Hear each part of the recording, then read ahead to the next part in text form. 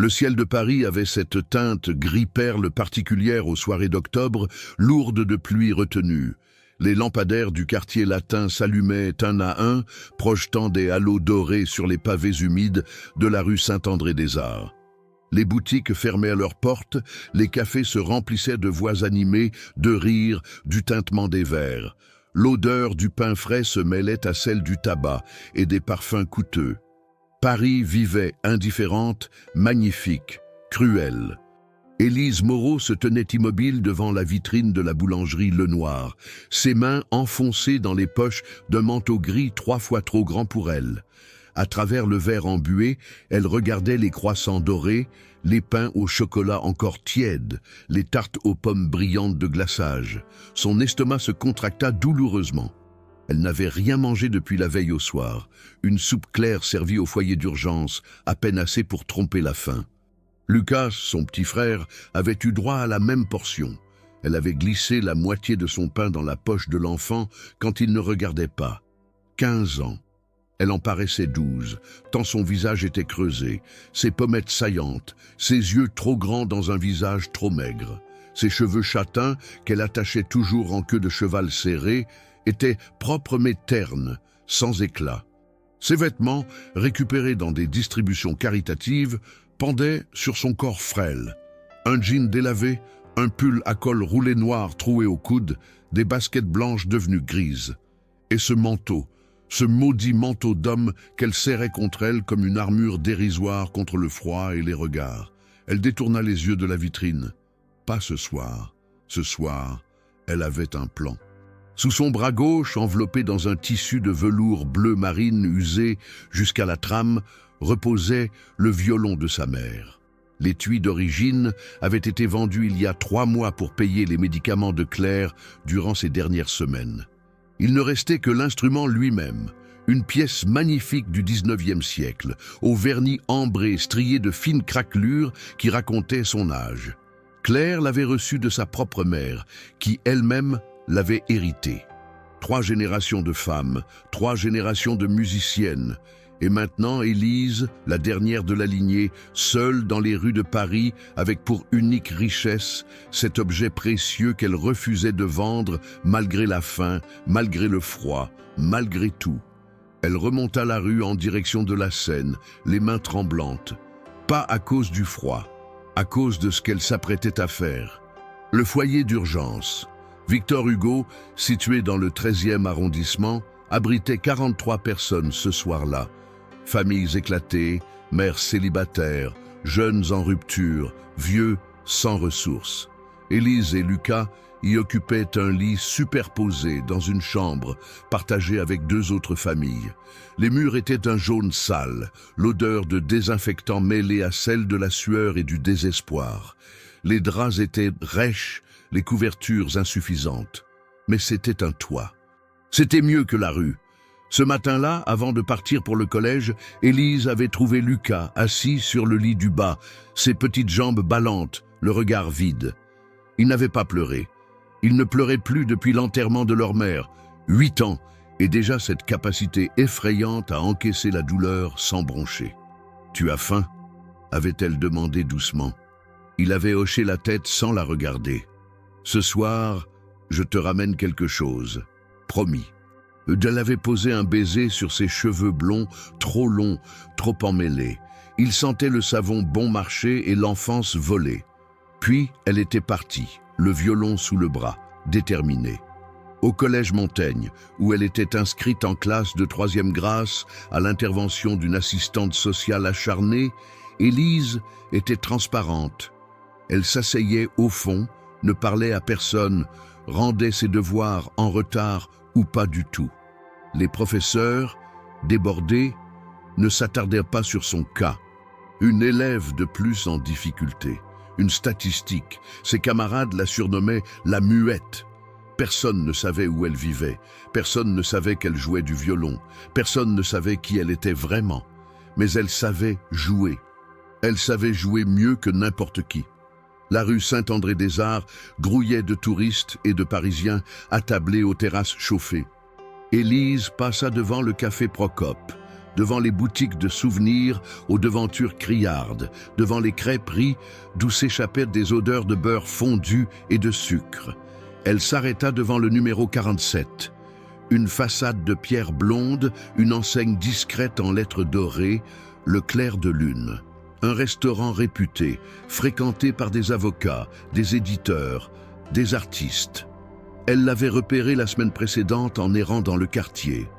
À travers les hautes fenêtres, elle distinguait des nappes blanches immaculées, des verres de cristal, des chandeliers. Une trentaine de personnes dînaient dans une ambiance feutrée. Elle aperçut des costumes sombres, des robes élégantes, des bijoux qui scintillaient sous les lustres, un monde parallèle, un monde où l'on ne se souciait pas du prix d'un repas. Son cœur cognait dans sa poitrine. Elle inspira profondément, resserra sa prise sur le violon et poussa la porte. Le tintement de la clochette attira tous les regards. Les conversations s'interrompirent progressivement, comme une vague qui reflue. Les têtes se tournèrent. Élise sentit le poids de ces dizaines d'yeux posés sur elle, scrutant son manteau miteux, ses baskets usées, son visage trop pâle. Elle aurait voulu disparaître, fuir. Mais Lucas attendait au foyer. Lucas avait faim. Un homme en gilet noir et nœud papillon s'avança vers elle, le visage fermé. Le maître d'hôtel. La cinquantaine, mince, les cheveux gominés, une moustache fine. Son expression oscillait entre l'irritation et le mépris, à peine dissimulé. « Mademoiselle, je crois que vous vous êtes trompée d'adresse, » dit-il d'une voix sèche. « Ce n'est pas un établissement pour... » Il chercha ses mots, son regard glissant sur le manteau d'Élise. « Pour les gens comme moi ?» termina-t-elle à sa place, la voix tremblante mais claire. Un silence glacial s'abattit sur la salle. Quelques murmures fusèrent. Élise sentit ses joues brûler, mais elle refusa de baisser les yeux. « Je ne viens pas mendier », ajouta-t-elle rapidement, les mots se bousculant. « Je veux proposer quelque chose. Je joue du violon. Je peux jouer pour vos clients, en échange d'un repas, pour moi et pour mon petit frère. » Le maître d'hôtel cligna des yeux, incrédule. Puis il éclata d'un rire bref, sans joie. « Pardon? Tu veux jouer du violon? Ici ?» Des gloussements s'élevèrent depuis plusieurs tables. Élise serra les dents. Ne pas pleurer. Surtout, ne pas pleurer. « Je joue très bien, » insista-t-elle, la voix à peine audible. « Ma mère était musicienne professionnelle. Elle m'a tout appris. Je peux vous montrer, Ça suffit. » La voix venait d'une table près de la fenêtre.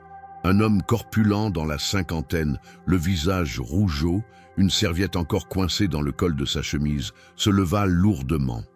Il portait un costume 3 pièces bleu marine, de coupe impeccable, une montre en or au poignet, des boutons de manchette qui attrapaient la lumière. Son sourire était carnassier. « Une mendiante qui se prend pour Paganini », lança-t-il assez fort pour que toute la salle entende. « C'est du grand spectacle ce soir. » Des rires éclatèrent, plus francs cette fois. Élise sentit ses jambes flageoler. L'homme s'approcha d'elle, fouilla dans la poche de son pantalon, en sortit une pièce de 2 € et la lança au sol, à ses pieds. La pièce roula sur le parquet ciré avant de s'immobiliser. « Tiens, pour ton McDonald's, petite mendiante. Maintenant dégage avant que j'appelle la police. » L'humiliation la frappa comme une gifle. Elle baissa les yeux vers la pièce.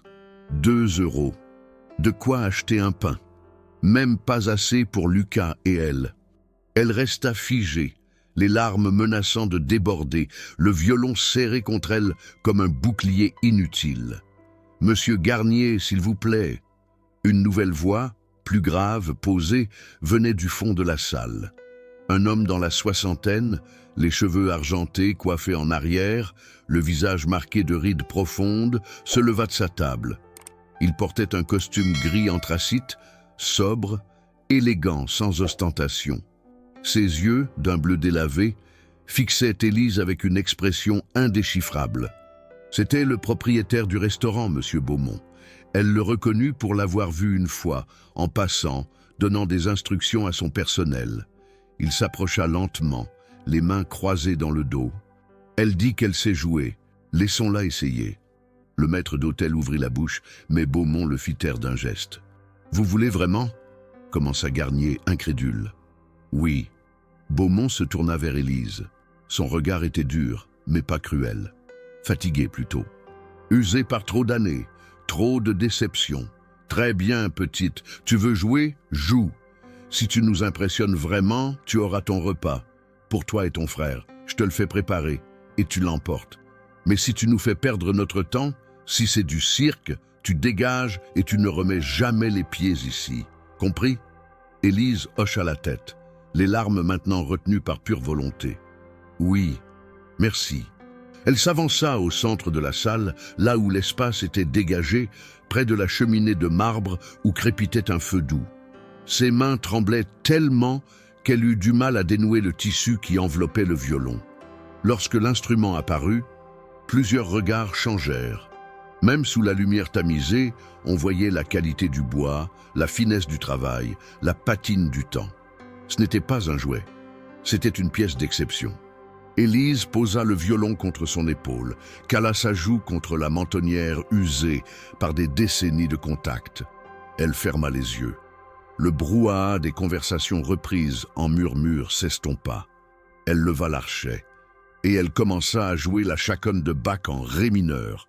Les premières notes s'élevèrent dans le silence soudain, pur, cristalline, d'une précision chirurgicale. Élise oublia tout.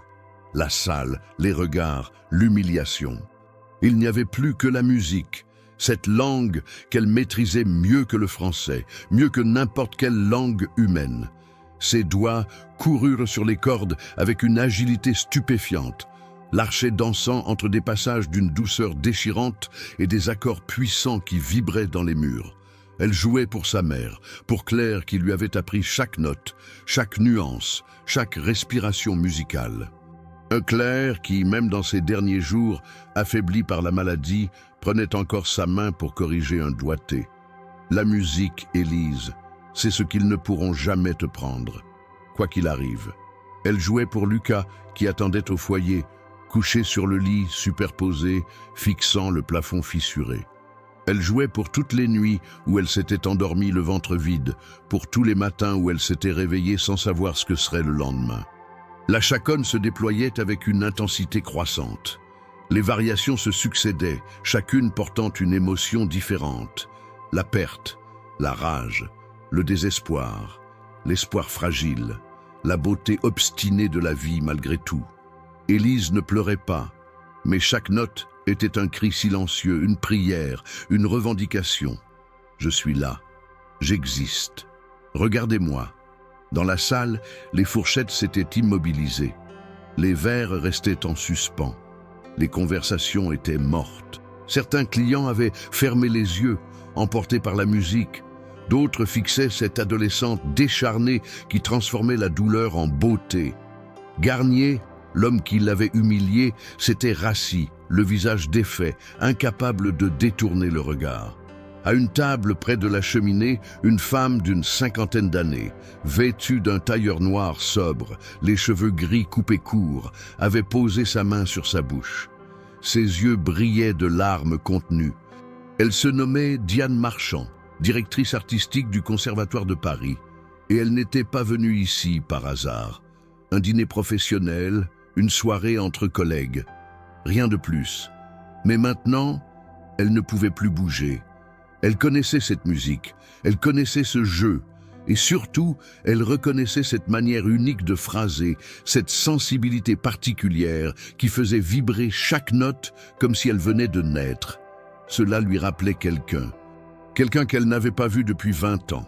Élise attaqua les dernières mesures, les plus exigeantes techniquement, les plus déchirantes émotionnellement. Ses doigts volaient. Son archet fouettait l'air, et la musique emplissait chaque recoin de la salle, chaque silence, chaque cœur. Puis, lentement, elle ralentit. Les notes devinrent plus espacées, plus douces. Le dernier accord résonna longuement, vibra dans l'air, puis s'éteignit. Le silence qui suivit était absolu. Élise rouvrit les yeux. Elle tremblait de tout son corps, l'archet pendant au bout de ses doigts, le violon toujours contre son épaule. Elle ne savait pas combien de temps s'était écoulé. 1 minute? 10? Le temps avait cessé d'exister. Puis, lentement, un homme au fond de la salle se leva. Puis un autre. puis une femme. Et soudain, toute la salle était debout, applaudissant. Pas des applaudissements polis, mondains. Des applaudissements vrais, nourris, vibrants. Plusieurs personnes pleuraient ouvertement. Garnier, le visage écarlate, restait assis, les yeux baissés, incapable de croiser le regard de quiconque. Monsieur Beaumont s'approcha d'Élise. Ses yeux étaient humides. « Ma petite », commença-t-il, la voix enrouée. Il s'éclaircit la gorge. « Comment t'appelles-tu »« Élise. Élise Moreau. Élise. » Il répéta le prénom comme pour le graver dans sa mémoire. « Ton repas, 2 repas complets. Tu les auras. Mais avant, je veux savoir. Qui t'a appris à jouer ainsi ?»« Ma mère, Claire Moreau. » Le nom flotta dans l'air. À la table près de la cheminée, Diane Marchand se figea. Ses mains agrippèrent le bord de la table. Son visage devint livide. « Claire. Moreau ?» répéta-t-elle d'une voix blanche. Élise se tourna vers elle, surprise. « Vous la connaissiez ?» Diane se leva lentement, comme si chaque mouvement lui demandait un effort surhumain. Elle s'approcha, le regard fixé sur Élise, avec une intensité déstabilisante. Claire Moreau, violoniste, elle a étudié au Conservatoire de Paris dans les années 2000. Elle était... Sa voix se brisa. Elle était l'une des plus talentueuses que nous ayons jamais vues. « C'était ma mère, » dit Élise doucement. « Elle est morte il y a 6 mois. » Un sanglot étouffé échappa à Diane. Elle porta la main à sa bouche, détourna le regard. « Je suis désolée, tellement désolée. » Le poids de ces mots allait au-delà de simples condoléances. Élise le sentit. Il y avait quelque chose d'autre, quelque chose de profond, de douloureux, de non-dit. Vous étiez au conservatoire avec elle. Diane hocha la tête, incapable de parler. « Que s'est-il passé ?» demanda Élise, la voix tremblante. Elle ne m'a jamais raconté pourquoi elle avait quitté le conservatoire, pourquoi elle avait arrêté sa carrière. Elle refusait d'en parler. Le silence retomba, pesant. Diane essuya ses yeux, reprit contenance. Autour d'elle, les clients observaient la scène, fascinés, inconfortables. « Ce n'est pas le lieu, dit finalement Diane, mais si tu veux des réponses, viens me voir. » Elle sortit une carte de visite de son sac, la tendit à Élise. « Conservatoire de Paris, bureau de la direction artistique, lundi, 15 heures. » Élise prit la carte, les doigts tremblants. Elle lut le nom gravé en lettres noires. Diane Marchand, directrice artistique. « Pourquoi ? Pourquoi vous voulez me voir ?» Diane la regarda longuement, le visage traversé d'émotions contradictoires. « Parce que tu joues comme elle, exactement comme elle, et parce que... » Elle hésita. « Parce que je lui dois quelque chose, depuis 20 ans. » Avant qu'Élise puisse répondre, Monsieur Beaumont revint avec 2 sacs en papier Kraft portant le logo du restaurant. 2 repas complets, comme promis. Bœuf bourguignon, gratin dauphinois, salade et tarte tatin pour le dessert. De quoi nourrir un régiment. Élise prit les sacs, submergée. Les larmes qu'elle retenait depuis le début de la soirée coulèrent enfin, silencieuses. « Merci. Merci infiniment. »« Non, » dit Beaumont doucement. « C'est moi qui te remercie. Tu nous as rappelé quelque chose que nous avions oublié. » Élise serra les sacs contre elle, rangea le violon dans son tissu et se dirigea vers la sortie. Avant de franchir la porte, elle se retourna une dernière fois. Tous ces regards posés sur elle n'étaient plus méprisants. Ils étaient respectueux, émus, humains. Elle sortit dans la nuit froide de Paris, le cœur battant, les questions tournoyant dans son esprit. Qu'avait voulu dire Diane ? Que s'était-il passé au conservatoire il y a 20 ans ?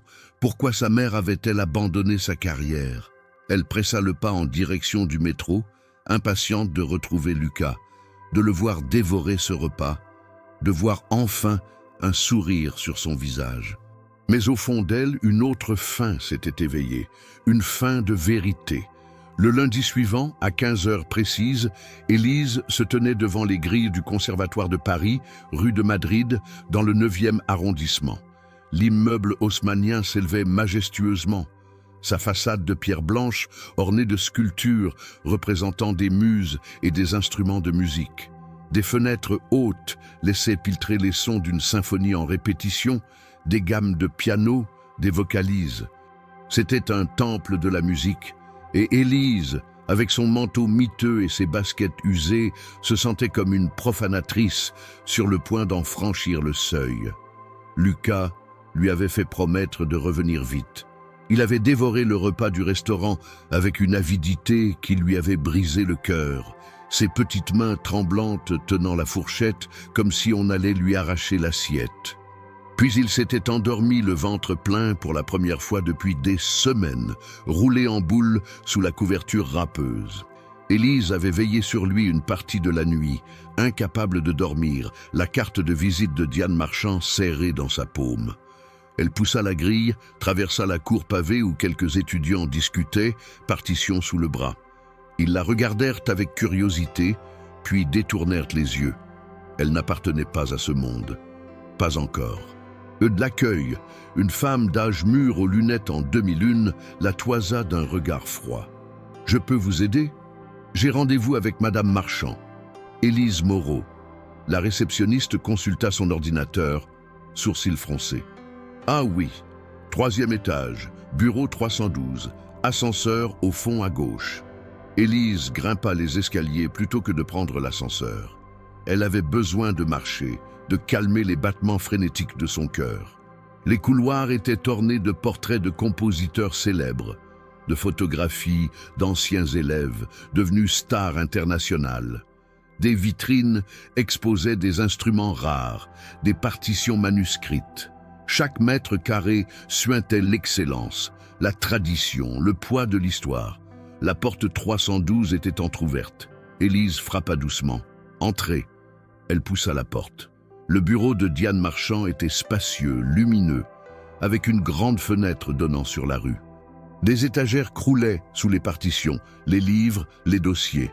Un piano droit occupait un coin de la pièce. Sur les murs, des diplômes, des photographies dédicacées d'artistes célèbres et une affiche jaunie d'un concert de 2004. Diane était assise derrière son bureau en bois massif, les mains croisées. Elle portait un chemisier blanc et un pantalon noir. Ses cheveux gris impeccablement coiffés. Son visage, sans maquillage, trahissait une nuit blanche. Des cernes sombres creusaient ses yeux. « Assieds-toi, Élise. » Élise prit place sur la chaise en face du bureau, le violon toujours sous son bras. Elle ne le quittait jamais. Diane la regarda longuement, en silence, comme si elle cherchait quelque chose dans ses traits. « Tu ressembles à ta mère, » dit-elle finalement. « Pas physiquement, elle était blonde, plus grande. Mais tes yeux, cette intensité, c'est la même. Vous allez me dire ce qui s'est passé ?» Diane soupira, se leva, marcha jusqu'à la fenêtre. Elle resta dos tourné, fixant la rue en contrebas. « Ta mère était une prodige. Elle est entrée ici à 15 ans comme toi aujourd'hui. En 1 an, elle était devenue la meilleure violoniste de sa promotion, peut-être la meilleure que ce conservatoire ait jamais formée. Elle avait tout pour devenir une soliste internationale, le talent, la discipline, la passion. Alors, pourquoi a-t-elle tout abandonné ?» Diane se retourna lentement. Son visage était grave, presque douloureux, parce qu'on l'a détruite. Le mot resta suspendu dans l'air, lourd, brutal. « Comment ?» Diane retourna s'asseoir, joignit les mains sur le bureau. Il y avait un professeur ici, Pierre Valmont, un violoniste reconnu, ancien premier violon de l'orchestre de Paris. Il était brillant, charismatique. Tout le monde l'admirait. Ta mère était son élève, sa protégée. Il lui promettait un avenir exceptionnel. Et il organisait pour elle des auditions dans les plus grandes formations, lui ouvrait toutes les portes. Élise sentit un frisson glacé remonter le long de sa colonne vertébrale. Mais il y avait un prix. Diane hocha la tête, les mâchoires serrées. Valmont abusait de son pouvoir. Il entretenait des relations inappropriées avec certaines de ses élèves. Des filles jeunes, talentueuses, vulnérables. Il utilisait leur ambition contre elles. Si elles refusaient, il sabotait leur carrière. Des recommandations négatives, des rumeurs distillées dans le milieu, des portes qui se fermaient mystérieusement. Et ma mère, ta mère, a refusé. Elle avait 19 ans. Elle était sur le point de passer le concours qui lui aurait ouvert toutes les portes. Valmont lui a fait comprendre que si elle ne cédait pas, elle échouerait. Claire l'a envoyée au diable et elle est allée voir la direction. Elle a porté plainte. Élise ferma les yeux. La nausée montait en elle. Là, qu'est-ce qui s'est passé? Rien, absolument rien. Diane cracha les mots avec un dégoût palpable. La direction a étouffé l'affaire. Valmont était trop important, trop influent, trop de donateurs, trop de prestige. Claire n'était qu'une étudiante, sans preuve tangible, sans témoin. Les autres filles avaient trop peur pour parler. On a traité Claire de mythomane, de jalouse, de manipulatrice. On a retourné la situation contre elle. Et au concours, elle a été recalée. Alors qu'elle était de loin la meilleure. Mon Dieu, elle est partie. Elle a quitté le conservatoire du jour au lendemain. Elle a disparu. J'ai essayé de la retrouver, de lui parler, mais elle ne répondait plus à mes appels. Des années plus tard, j'ai appris qu'elle donnait des cours de violon à domicile, qu'elle vivait modestement, qu'elle ne jouait plus jamais sur scène. Le silence retomba. Élise sentait les larmes brûler ses paupières, mais elle refusait de les laisser couler. Pas maintenant. Et Valmont? Diane détourna le regard.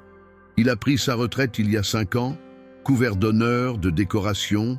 Personne n'a jamais su. Personne n'a voulu savoir. Et vous? Vous saviez? Vous n'avez rien fait. L'accusation était directe, cinglante. Diane blêmit mais ne la contesta pas. J'étais jeune professeur à l'époque, sans influence. J'ai essayé de soutenir Claire, mais j'avais peur.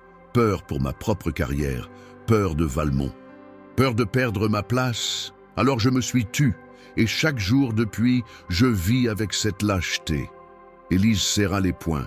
La rage montait en elle, brûlante, incontrôlable. Ma mère est morte dans la misère. Elle donnait des cours au noir pour quelques euros de l'heure. Elle s'est tuée à la tâche pour nous élever, mon frère et moi. Elle n'a jamais pu payer les soins dont elle avait besoin quand elle est tombée malade.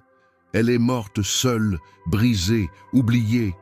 Et tout ça parce qu'un homme a décidé qu'il pouvait la détruire. Et parce que des gens comme vous l'ont laissé faire. Diane ferma les yeux. Une larme roula sur sa joue. Je sais, et je ne peux pas revenir en arrière. Tout ce que je peux faire maintenant, c'est essayer de réparer.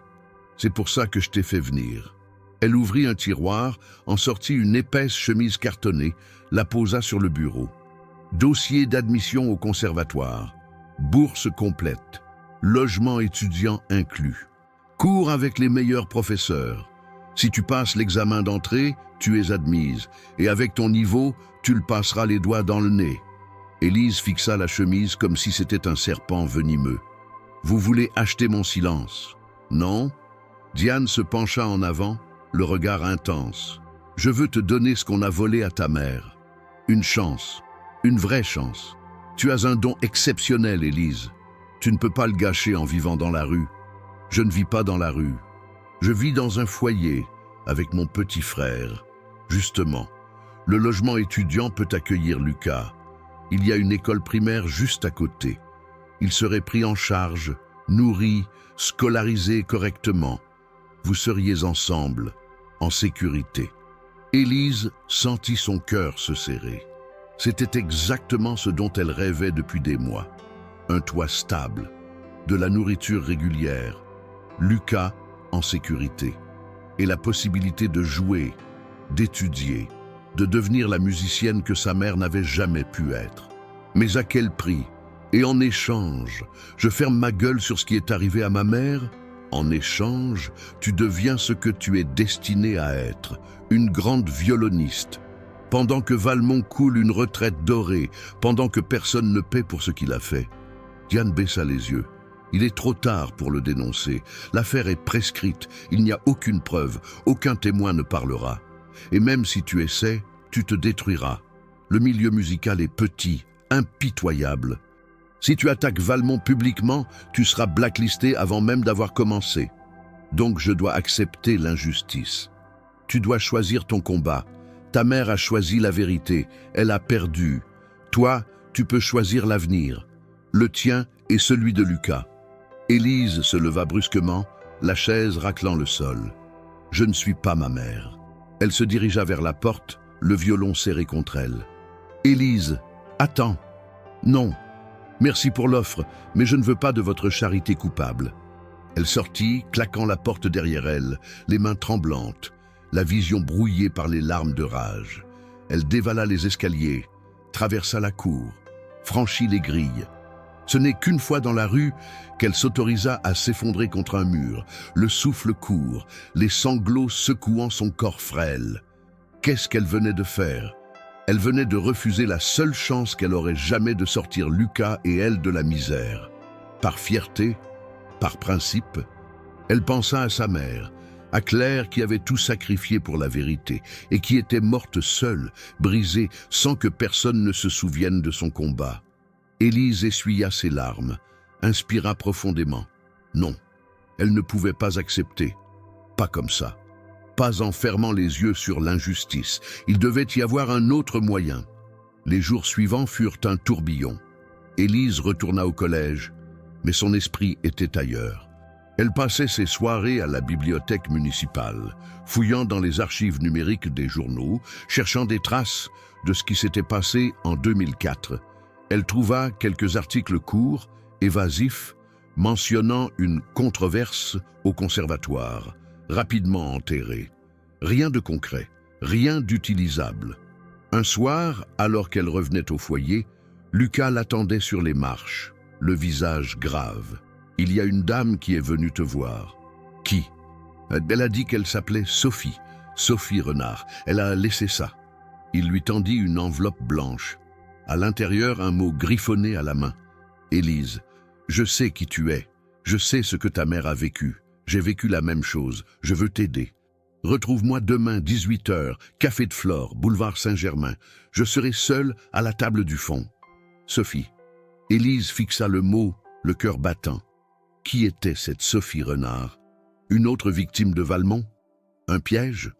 Elle n'avait qu'un moyen de le savoir. Le Café de Flore, institution parisienne du quartier de Saint-Germain-des-Prés, grouillait de touristes et d'habitués. Élise entra à 18h précises, balayant la salle du regard. Au fond, près de la fenêtre, une femme d'une quarantaine d'années levait la main. Cheveux auburn coiffés en chignon, vêtements élégants mais discrets, visage fin marqué par les années. Élise s'approcha, méfiante. « Sophie Renard? Assieds-toi. » Élise s'installa en face d'elle. Un serveur vint prendre leur commande. Sophie commanda 2 cafés. Une fois seule, Sophie la fixa intensément. « Ta mère était Claire Moreau.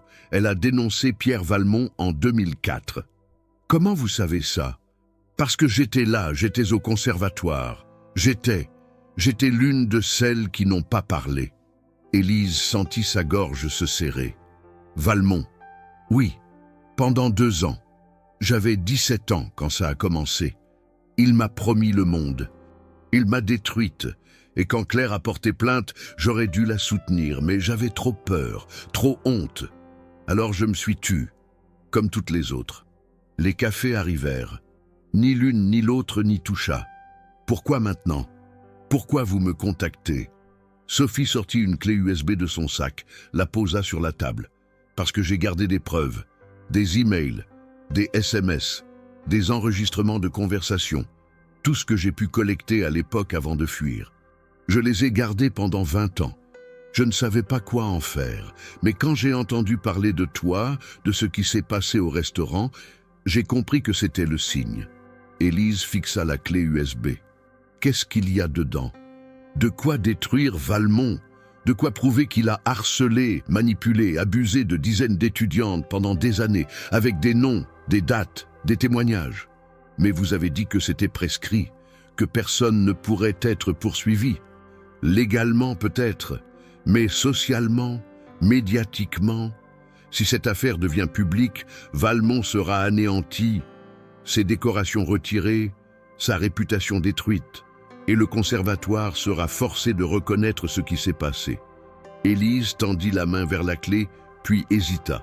« Pourquoi vous ne le faites pas vous-même » Sophie sourit tristement. « Parce que j'ai reconstruit ma vie. J'ai une famille, une carrière. Si je m'expose, je perds tout. Mais toi, tu n'as rien à perdre. Et tout à gagner. Ta mère mérite justice. Toutes les filles que Valmont a brisées méritent justice. Et si je fais ça, je perds ma chance d'entrer au conservatoire. Diane Marchand m'a proposé une bourse, un logement pour Lucas et moi. Mais si je révèle tout, elle ne me soutiendra jamais. C'est vrai, tu devras choisir. La justice ou l'opportunité, la vérité ou la survie. Élise prit la clé USB, la serra dans sa paume. Je peux réfléchir? Tu as une semaine. Après, je détruis tout. J'ai trop peur que ça me retombe dessus. Sophie se leva, déposa un billet sur la table pour les cafés. Quelle que soit ta décision, Élise, sache que ta mère était courageuse, plus que nous toutes. Elle a été la seule à oser. Elle partit, la laissant seule avec la clé USB et le poids d'une décision impossible. Cette nuit-là, Élise ne dormit pas. Assise sur le lit superposé, Lucas endormi en dessous, elle fixait la clé USB posée sur sa paume. Elle l'inséra dans l'ordinateur public du foyer et commença à lire. Des centaines de fichiers, des emails où Valmont mêlait compliments professionnels et sous-entendus déplacés. Des SMS envoyés tard le soir, de plus en plus insistants. Des témoignages écrits de femmes qui racontaient les mêmes schémas, la séduction, les promesses, la manipulation, puis la menace. Si tu refuses, tu ne joueras plus jamais. Et au milieu de tout ça, une série d'emails échangés entre Valmont et un membre de la direction du conservatoire, daté de 2004. Ils discutaient de gérer le problème Claire Moreau, de protéger la réputation de l'institution, de discréditer sa version des faits. C'était là, noir sur blanc, la preuve de la conspiration. Élise ferma l'ordinateur, le cœur battant. Si elle rendait tout ça public, elle détruirait Valmont. Elle obtiendrait justice pour sa mère. Mais elle perdrait tout le reste. Elle regarda Lucas dormir, ses cheveux blonds étalés sur l'oreiller, son visage paisible pour la première fois depuis des semaines. Grâce à l'offre de Diane, il pourrait aller dans une vraie école, manger à sa faim, grandir en sécurité. Ou bien elle pouvait se battre, révéler la vérité et continuer à vivre dans la précarité, au jour le jour, en espérant que quelque chose finisse par s'arranger. Sa mère avait choisi la vérité, et elle avait tout perdu. Élise devait-elle faire le même choix? Elle resta éveillée jusqu'à l'aube, déchirée, épuisée, incapable de trancher. Le lendemain matin, elle reçut un appel d'un numéro inconnu. « Allô? Élise Moreau? Oui, ici Mathieu Leblanc, journaliste à Libération. J'ai entendu parler de ce qui s'est passé au restaurant Le Clair de Lune. J'aimerais vous rencontrer. J'enquête sur des affaires de harcèlement dans les institutions culturelles françaises. Si vous avez des informations sur le Conservatoire de Paris, je peux vous aider à les rendre publiques, de manière sécurisée, anonyme si nécessaire. » Élise sentit son sang se glacer. « Comment vous avez eu mon numéro? J'ai mes sources. Écoutez, je sais que c'est délicat. Mais si vous avez quelque chose, c'est le moment. La parole des victimes est enfin écoutée. Vous pourriez changer les choses. » Élise raccrocha sans répondre, les mains tremblantes. Tout s'accélérait. Les forces se mettaient en place. Elle n'était plus seule dans ce combat, même si elle ne l'avait pas choisi. Elle regarda la clé USB. Puis elle regarda Lucas, et elle sut ce qu'elle devait faire. Le vendredi suivant, à 18h, Élise se présenta de nouveau au bureau de Diane Marchand. Cette fois, elle frappa avec assurance. « Entrez !» Diane leva les yeux, surprise. « Élise, tu as réfléchi à ma proposition ?» « Oui. » Élise s'assit, posa la clé USB sur le bureau. « Voilà ce que j'ai.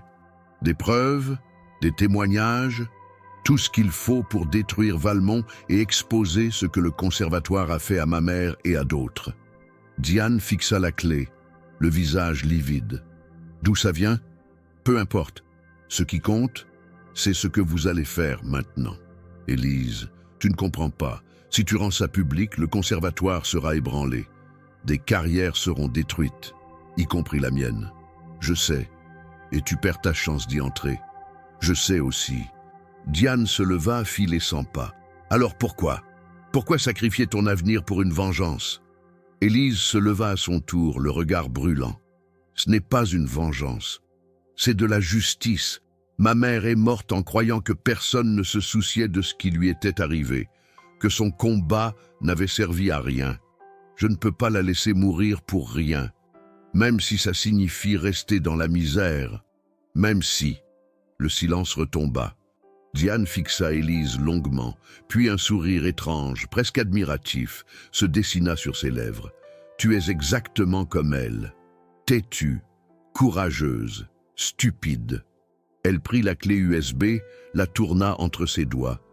Et si je te proposais autre chose? Quoi? Je prends ses preuves. Je les soumets à la direction, pas aux médias, pas tout de suite. Je force le conservatoire à ouvrir une enquête interne, à reconnaître officiellement ce qui s'est passé, à présenter des excuses publiques, à retirer toutes les distinctions de Valmont. Ça ne suffit pas, et je te garantis ton admission, avec la bourse, le logement, tout. Non pas pour acheter ton silence, mais parce que tu le mérites, parce que c'est ce que ta mère aurait voulu. Élise secoua la tête. Vous essayez encore de contrôler la situation, de limiter les dégâts. Non, j'essaie de faire ce qui est juste, sans détruire une institution qui, malgré ses fautes, forme encore les plus grands musiciens du monde. Une institution où ta mère rêvait d'étudier, où toi, tu peux enfin réaliser son rêve. Et Valmont, il sera exposé, publiquement, mais de manière contrôlée, sans que ça devienne un cirque médiatique où les victimes sont à nouveau traumatisées. Élise hésita. C'était un compromis, pas la victoire totale, mais pas une capitulation non plus. Je veux des garanties. Lesquelles? Que toutes les victimes qui voudront parler puissent le faire. Que le conservatoire change ses procédures pour que ça ne se reproduise plus jamais. Que l'histoire de ma mère soit reconnue officiellement. Diane hocha la tête. Je m'y engage. Élise tendit la main. Alors, on a un accord. Diane serra la main tendue. Et pour la première fois depuis leur rencontre, Élise vit quelque chose ressemblant à de l'espoir dans ses yeux. 3 semaines plus tard, le Conservatoire de Paris publiait un communiqué officiel reconnaissant des dysfonctionnements graves dans la gestion de plaintes pour harcèlement dans les années 2000. Pierre Valmont était déchu de ses titres honorifiques. Une plaque commémorative serait installée en mémoire de Claire Moreau et d'autres victimes. Une cellule d'écoute était créée. Ce n'était pas la révolution, mais c'était un début. Élise, quant à elle, avait passé l'examen d'entrée avec brio. Elle et Lucas emménageaient dans le logement étudiant la semaine suivante. Le soir où elle reçut sa lettre d'admission, elle s'assit sur le lit du foyer, Lucas endormi contre elle, et sortit une photo jaunie de sa mère. Claire, jeune, radieuse, son violon à la main. « On a gagné, maman », murmura-t-elle. « Pas comme tu l'aurais voulu, mais on a gagné !» Et pour la première fois depuis des mois, elle sourit. Le premier jour d'Élise au Conservatoire de Paris commença sous une pluie fine et glaciale de novembre. Elle se tenait devant le portail, Lucas à ses côtés, leurs maigres affaires entassées dans 2 valises en carton récupérées au foyer. Le petit garçon serrait sa main avec une force surprenante pour ses 8 ans, ses yeux écarquillés face à l'imposante façade haussmannienne. « C'est vraiment là qu'on va vivre ?» demanda-t-il d'une voix à peine audible. « Oui, c'est notre nouvelle maison. » Lucas hocha la tête, mais Élise sentit son corps trembler contre le sien. Pas de froid, de peur. Peur que ce soit trop beau pour être vrai. Peur que tout s'effondre encore. Elle connaissait ce sentiment. Elle le portait elle-même comme une seconde peau. Un homme dans la cinquantaine, bedonnant, au visage affable, s'approcha d'eux. Il portait un pull en laine gris et des lunettes rondes qui lui donnaient un air de professeur distrait. « Élise Moreau ? Je suis Monsieur Garnier, non pas celui du restaurant, » dit-il avec un petit rire. « Responsable des logements étudiants. Bienvenue. Et toi, tu dois être Lucas ?» Le petit garçon se cacha derrière sa sœur. « Il est timide, » expliqua Élise doucement. « C'est normal. Venez, je vais vous montrer votre appartement. » Ils traversèrent la cour principale, puis un jardin intérieur qu'Élise n'avait pas remarqué lors de sa première visite. Des arbres dénudés par l'automne, des bancs de pierre, une fontaine silencieuse. Au fond, un bâtiment plus moderne construit dans les années 70 abritait les logements étudiants. L'appartement se trouvait au 3e étage. Monsieur Garnier ouvrit la porte avec un trousseau de clés qu'il tendit ensuite à Élise. « Voilà, 40 mètres carrés, cuisine équipée, salle de bain, 2 chambres. » Élise franchit le seuil, Lucas toujours cramponné à sa main. Le petit appartement était simple mais propre. Les murs blancs, le parquet en bois clair, 2 fenêtres donnant sur le jardin. Dans la première chambre, un lit simple, un bureau, une armoire. Dans la seconde, un lit plus petit, décoré d'une couverture bleue imprimée de planètes et d'étoiles. Lucas lâcha enfin la main de sa sœur et se précipita vers le lit, s'y asseyant avec précaution, comme s'il craignait qu'il ne disparaisse. « C'est pour moi ? Oui, mon grand, c'est ta chambre. » Il caressa la couverture du bout des doigts, les yeux brillants. Élise sentit sa gorge se serrer. Cela faisait si longtemps qu'il n'avait pas eu d'espace à lui, un endroit où être simplement un enfant. « L'école primaire est à 5 minutes à pied, » continua Monsieur Garnier. « J'ai déjà transmis le dossier d'inscription. Lucas pourra commencer lundi prochain. La cantine est incluse dans la bourse. » « Merci, merci infiniment. »« Pas de quoi. Ah, j'oubliais. Madame Marchand a laissé ça pour toi. » Il tendit une enveloppe Kraft à Élise. Elle l'ouvrit une fois seule. À l'intérieur, un emploi du temps détaillé, une liste de fournitures et une note manuscrite. « Élise, ton premier cours est demain, 9 h, salle Berlioz. Professeur Antoine Rousseau, il sait qui tu es et d'où tu viens. Il a hâte de travailler avec toi. Courage. Diane. » Élise plia la lettre, la glissa dans sa poche. Elle regarda autour d'elle, cet appartement modeste mais propre, ce refuge qu'elle et Lucas n'auraient jamais osé espérer il y a encore un mois. Puis, elle pensa à sa mère, à Claire qui avait vécu ces dernières années dans des chambres insalubres, enchaînant les petits boulots, trop fière pour demander de l'aide. « Maman, on a réussi !» murmura-t-elle. « On est arrivé là où tu aurais dû être. » Mais au fond d'elle, une voix insidieuse chuchotait « À quel prix ?» Le lendemain matin, Élise pénétra dans la salle Berlioz, à 8h58. Une salle de cours spacieuse, aux murs ornés de portraits de compositeurs, avec un grand piano à queue au centre et des chaises disposées en demi-cercle. 6 autres étudiants étaient déjà installés, violon en main, discutant à voix basse. Ils se turent à son entrée. Élise reconnut immédiatement le type d'élève qui peuplait ces lieux. Vêtements de créateurs discrets mais coûteux, postures assurées, regards évaluateurs. Enfant de la bourgeoisie parisienne, élevé dans la soie et la musique, violon en main depuis l'âge de 3 ans, professeur particulier, masterclass international. Ils la détaillèrent de la tête aux pieds, prenant note de son jean élimé, de son pull trop grand, de ses baskets usées. « Vous êtes perdu ?» demanda une fille blonde aux lèvres pincées, assise près de la fenêtre. Elle devait avoir 17 ans, le visage parfaitement maquillé, les cheveux coiffés en un chignon impeccable. Les cours d'initiation sont au sous-sol. Quelques rires étouffés fusèrent. « Je suis au bon endroit », répondit Élise calmement, prenant place sur une chaise libre. « Ah bon? Et tu es ?» Élise Moreau. Le nom ne sembla rien évoquer à la fille. Elle haussa les épaules et se détourna. Mais un garçon assis au fond, cheveux bruns bouclés, regard vif, fronça les sourcils. « Moreau, tu es la fille qui a joué au restaurant ?»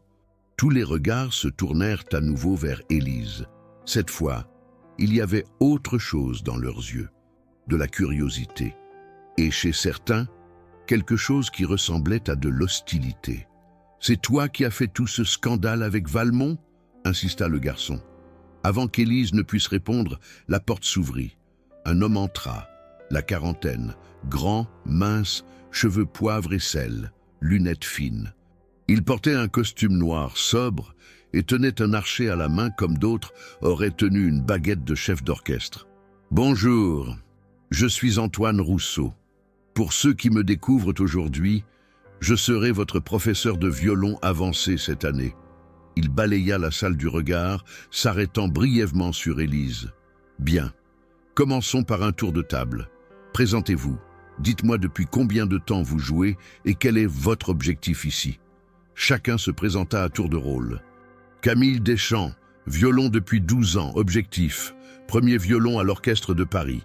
Maxime Leroux, violon depuis 14 ans, objectif. Carrière de soliste international. Inès Faure, violon depuis 10 ans, objectif. Remporter le concours Reine-Élisabeth.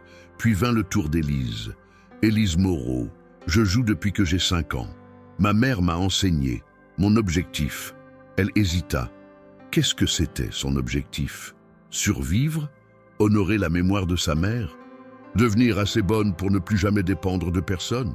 Mon objectif est de jouer, simplement jouer. Un silence inconfortable suivit. Camille Deschamps ricana doucement. Très profond. Rousseau leva la main pour faire taire les murmures. La simplicité est parfois la forme la plus pure d'ambition. Très bien. Maintenant, je veux entendre chacun d'entre vous. Camille, commence. La séance se déroula méthodiquement. Chaque étudiant joua un extrait de son choix. Camille exécuta un passage du concerto de Mendelssohn avec une technique irréprochable, mais une froideur clinique. Maxime se lança dans une partita de Bach, précis mais sans émotion. Inès offrit une interprétation convenable de Paganini, virtuose mais prévisible. Puis vint le tour d'Élise. À toi, Élise, qu'as-tu préparé? Rien de préparé, je peux jouer ce que vous voulez. Rousseau haussa un sourcil. Intéressant, très bien, la chaconne de Bach, depuis le début. Un murmure parcourut la salle. La chaconne. 15 minutes de virtuosité technique et de profondeur émotionnelle. Le Everest du répertoire pour violon solo. Élise se leva, prit son violon, se plaça au centre de la pièce. Elle ferma les yeux et elle commença. Dès les premières mesures, l'atmosphère changea. Ce n'était plus un exercice technique, c'était une confession, une prière, un cri. Élise ne jouait pas pour impressionner. Elle jouait comme elle respirait, comme elle vivait. Chaque note portait le poids de son histoire, la mort de sa mère, les nuits dans le foyer, la faim, la peur, et maintenant cet étrange mélange d'espoir et de culpabilité. Lorsqu'elle termina, le silence était total. Rousseau s'était approché sans qu'elle s'en aperçoive, le visage grave. « Où as-tu appris à jouer ainsi ?»« Ma mère, Claire Moreau. » Rousseau cligna des yeux. « Claire, mon Dieu. J'étais étudiant en même temps qu'elle. Elle était exceptionnelle. Je ne savais pas qu'elle avait une fille. Elle ne parlait pas de son passé au conservatoire. Je comprends pourquoi. » Il posa une main sur son épaule. « Elle t'a transmis quelque chose de rare. Ne le gâche pas. » Il se tourna vers le reste de la classe. « Ce que vous venez d'entendre, c'est ce que vous devez tous viser. Pas la perfection technique, l'âme, la vérité. » Élise retourna s'asseoir, sous les regards mêlés d'admiration, de jalousie et de ressentiment de ses camarades. Elle savait qu'elle venait de se faire autant d'ennemis que d'alliés. Les semaines suivantes furent un tourbillon d'émotions contradictoires. Élise découvrait un monde qu'elle n'avait jamais connu. Des cours intensifs du matin au soir, solfège avancé, harmonie, histoire de la musique, pratique d'orchestre, cours individuels. Elle absorbait tout comme une éponge assoiffée. Mais elle découvrait aussi les codes tacites de ce milieu, les clans, les jalousies, les rumeurs.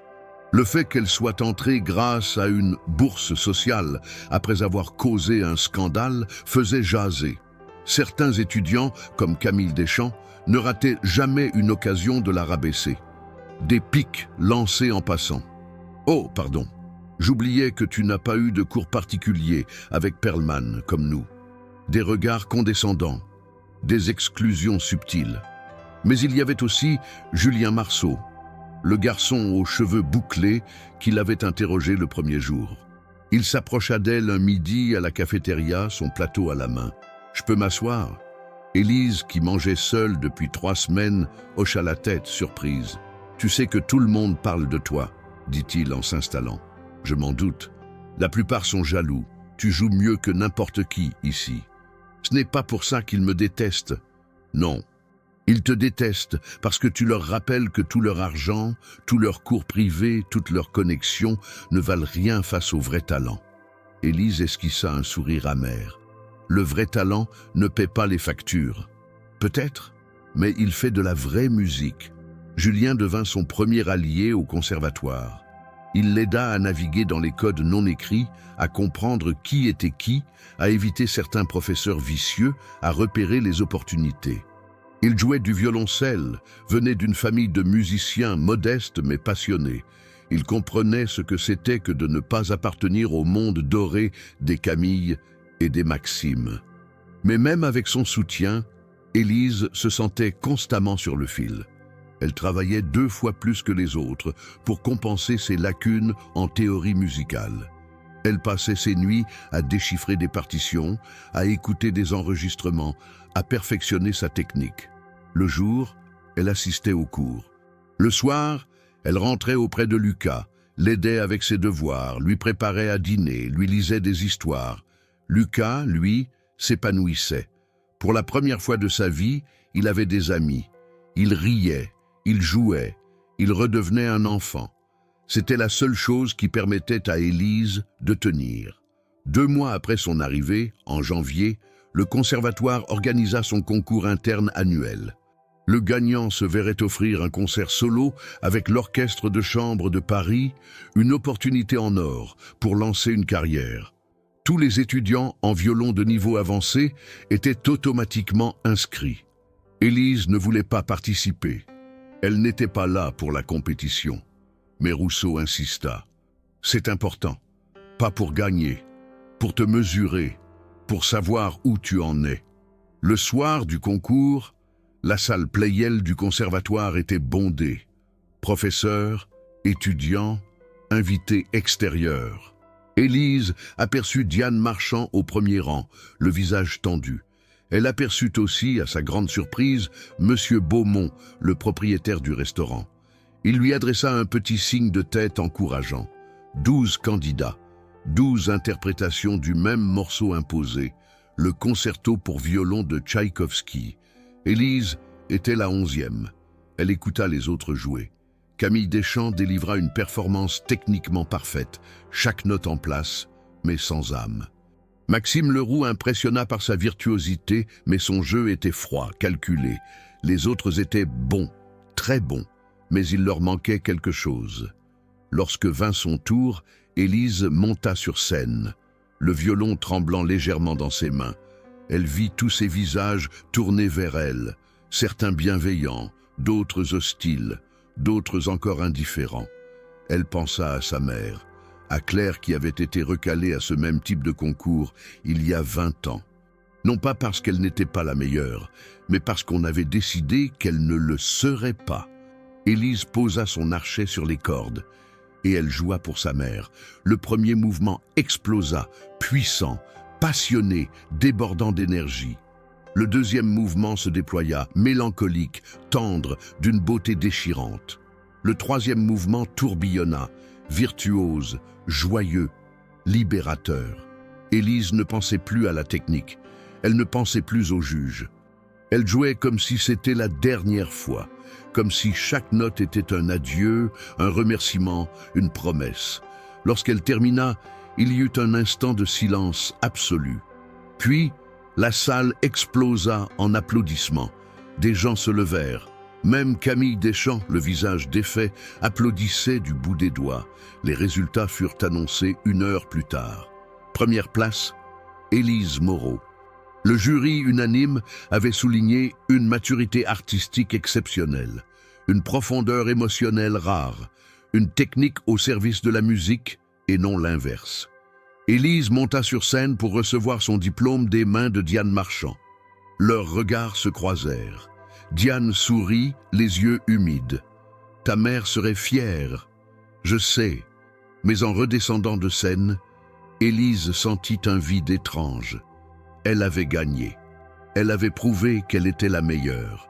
Et pourtant, quelque chose en elle restait insatisfait, incomplet. La véritable épreuve arriva 3 semaines plus tard.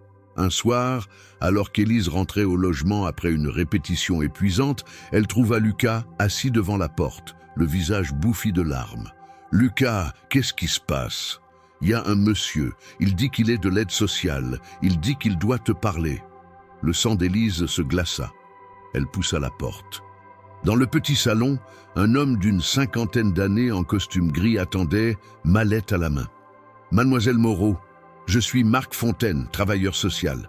Je dois malheureusement vous informer que votre situation avec Lucas pose problème. » « Problème ? Quel problème ? Il va bien, il est scolarisé, il est nourri, il est heureux. Le problème, c'est que vous êtes mineur, vous avez 15 ans.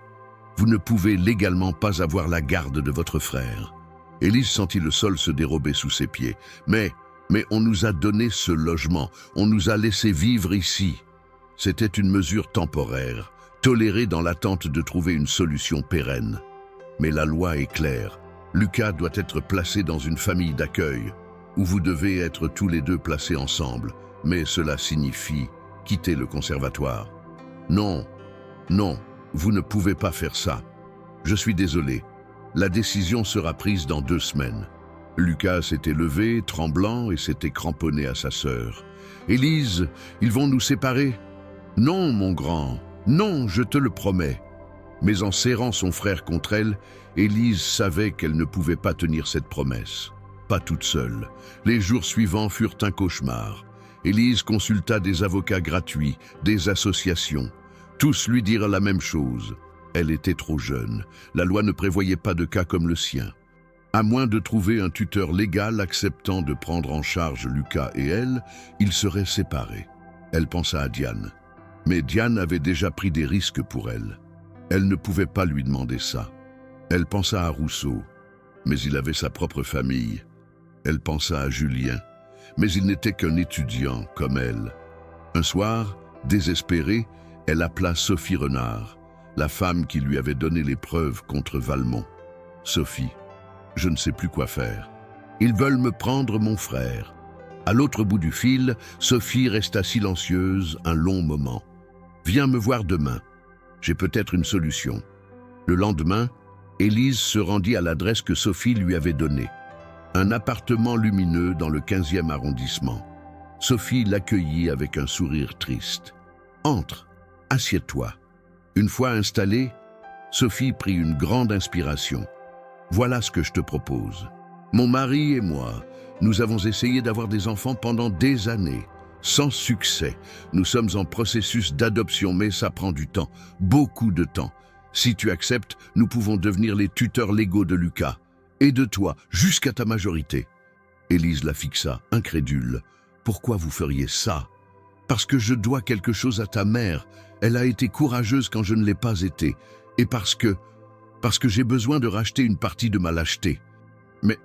Mais vous ne me connaissez pas, vous ne connaissez pas Lucas. Je connais ta détermination, ton courage, ta loyauté, c'est suffisant. Et j'ai envie de connaître Lucas, d'être là pour vous deux, pas pour remplacer votre mère. Personne ne peut faire ça. Mais pour être un soutien, une famille... » Élise sentit les larmes monter. Je ne sais pas quoi dire. Dis oui ou dis non, mais réfléchis bien. C'est un engagement pour nous tous. Tu pourras continuer tes études au conservatoire. Lucas restera avec toi, mais tu devras accepter de ne plus porter tout le poids seul, de faire confiance à quelqu'un d'autre. Élise pensa à sa mère, à Claire, qui avait refusé toute aide par fierté, par peur, par méfiance, et qui s'était épuisée jusqu'à en mourir. Elle ne voulait pas faire la même erreur. Oui, j'accepte. Le processus légal prit 6 semaines. Enquête sociale, entretien, vérification. Mais fin mars, Sophie et son mari, Alain, un architecte calme et bienveillant, devinrent officiellement les tuteurs d'Élise et Lucas. Ils n'emménagèrent pas chez eux. Élise voulait garder son indépendance au conservatoire. Mais Sophie et Alain venaient dîner avec eux une fois par semaine. Ils emmenaient Lucas au cinéma, au parc, au musée. Ils étaient présents sans étouffer. Ils offraient un filet de sécurité sans imposer de règles strictes. Pour la première fois depuis la mort de sa mère, Élise se sentit légère, comme si on lui avait retiré un poids invisible des épaules. Lucas, lui, s'épanouissait. Il appelait Sophie Tati Sophie et Alain Tonton. Il riait, il jouait, il grandissait. Et Élise pouvait enfin se concentrer sur la musique, non plus par obligation, par survie, mais par passion. En mai, le conservatoire organisa le concert promis aux gagnants du concours interne. Élise jouerait le concerto de Tchaïkovski avec l'orchestre de chambre de Paris dans la grande salle du théâtre des Champs-Élysées. Les semaines de préparation furent intenses. Répétition avec l'orchestre, ajustement avec le chef, travail sur les nuances, les phrasés, les respirations collectives. Élise découvrit le plaisir de jouer non plus seule, mais entourée, de sentir la puissance d'un orchestre la porter, de dialoguer avec les autres musiciens. Le soir du concert, le 15 mai, la salle était pleine, 2000 personnes. Élise, en coulisses, sentit son cœur battre à tout rompre. Elle portait une robe noire simple que Sophie lui avait offerte, ses cheveux attachés en chignon bas. Julien vint la voir avant qu'elle n'entre en scène. « Tu vas être incroyable. Et si je rate, tu ne rateras pas. Et même si tu rates, tu seras toujours incroyable. » Il l'embrassa sur la joue et disparut. Diane Marchand passa ensuite. « Ah, ta mère aurait dû être ici. Elle est là. » Élise posa la main sur son cœur. Elle a toujours été là. Puis vint le tour de Sophie et Alain, accompagnés de Lucas. Le petit garçon, en chemise blanche et pantalon noir, souriait jusqu'aux oreilles. « Tu vas tout déchirer, Élise !» Elle le serra dans ses bras, respirant l'odeur de son shampoing, sentant la chaleur de son petit corps. « Merci d'être là, mon grand. Toujours. » Enfin, ce fut l'heure. Le chef d'orchestre fit signe. Élise monta sur scène, sous les applaudissements polis du public. Elle vit les lumières, les visages flous dans la pénombre, l'immensité de la salle. Elle leva son violon. L'orchestre attaqua l'introduction. Et Élise entra. Elle joua comme jamais elle n'avait joué. Non plus avec rage, non plus avec douleur, mais avec joie, avec gratitude, avec espoir. Chaque note célébrait la vie, célébrait sa mère, célébrait Lucas, célébrait tous ceux qui l'avaient soutenu, aidé, cru. Le premier mouvement explosa d'énergie. Le deuxième mouvement chanta d'une tendresse infinie. Le troisième mouvement dansa, libre, lumineux, triomphant. Lorsque la dernière note résonna dans la salle, il y eut un instant de silence suspendu. Puis, la salle se leva d'un bloc. Standing ovation, applaudissements à tout rompre, des cris de « bravo », de « encore ». Élise salua, les larmes coulant librement sur ses joues. Elle chercha du regard dans la foule. Elle vit Diane debout, applaudissant de toutes ses forces. Elle vit Sophie et Alain radieux. Elle vit Lucas debout sur son siège, sautant de joie. Elle vit Monsieur Beaumont, le propriétaire du restaurant, debout lui aussi, un mouchoir à la main. Elle vit Julien, au balcon, qui lui faisait un signe de victoire. Et quelque part, dans un recoin de son cœur, elle sentit sa mère, claire, fière, apaisée, enfin en paix. Après le concert, il y eut une réception. Élise fut submergée de félicitations, de poignées de main, de propositions, des agents artistiques, des directeurs de festivals, des représentants de maisons de disques. Mais elle s'éclipsa rapidement, cherchant un moment de calme. Elle sortit dans le jardin derrière le théâtre, respira l'air frais de la nuit parisienne. Diane la rejoignit. « Tu as été magnifique. Merci. Pour tout. » Diane sourit. « Tu sais, le conservatoire a officiellement créé une bourse portant le nom de ta mère. La bourse Claire Moreau pour les étudiants talentueux issus de milieux défavorisés. » Élise sentit sa gorge se serrer. « C'est merveilleux. C'est le moins qu'on puisse faire. Elle méritait tellement mieux. Elle a eu moi et Lucas, on n'était pas rien. Non, vous n'étiez pas rien, vous étiez tout. » Elles restèrent silencieuses un moment, contemplant les étoiles au-dessus de Paris. « Qu'est-ce que tu vas faire maintenant ?» demanda Diane. « Continuer, apprendre, grandir, et un jour peut-être enseigner, transmettre ce que ma mère m'a donné. Tu seras une grande musicienne, j'en suis certaine. Peut-être. Ou peut-être juste quelqu'un qui joue bien du violon et qui prend soin de son petit frère. Les deux me vont. Diane rit doucement. Ta mère t'a bien élevé. 2 ans plus tard, Élise Moreau, 17 ans, donnait son premier récital solo à la Philharmonie de Paris. Lucas, 10 ans, était au premier rang, à côté de Sophie et Alain. Julien, son petit ami depuis quelques mois, était au balcon avec sa famille. La salle était pleine, mais avant de commencer, Élise demanda un moment de silence. Ce récital est dédié à ma mère, Claire Moreau, violoniste exceptionnelle, femme courageuse, mère aimante. Elle m'a tout appris. Sans elle, je ne serais pas ici ce soir. Elle leva son violon et elle joua. Non plus pour survivre, non plus pour prouver quoi que ce soit, simplement pour la beauté de la musique, pour la joie de partager, pour l'amour de ceux qui étaient là et de celles qui étaient parties. Les notes s'élevèrent dans la nuit parisienne, portant avec elles toutes les histoires. Celle d'une mère brisée, celle d'une fille qui avait refusé d'être brisée, celle d'un petit garçon qui avait retrouvé le sourire, celle d'une femme qui s'était rachetée, celle d'une institution qui avait changé, et surtout celle de la musique elle-même, éternelle, résiliente, capable de transformer la douleur en beauté, le désespoir en espoir, la fin en commencement. Lorsqu'Élise posa son archet pour la dernière fois ce soir-là, elle sourit. Un sourire paisible, complet, lumineux. Elle était arrivée. Non pas au sommet, pas à la fin, mais exactement là où elle devait être, chez elle. Élise Moreau, 22 ans, professeure au Conservatoire de Paris, accueillait sa première classe d'élèves boursiers. Parmi eux, une jeune fille de 15 ans, maigre, aux vêtements usés, qui tenait son violon comme un trésor. « Comment tu t'appelles » demanda Élise. « Amina. Depuis combien de temps tu joues » ? « Depuis que j'ai 6 ans. Mon père m'a appris. Il était musicien. Il est mort il y a 2 ans. » Élise posa une main douce sur l'épaule de la jeune fille. « Joue pour moi. » Amina leva son violon.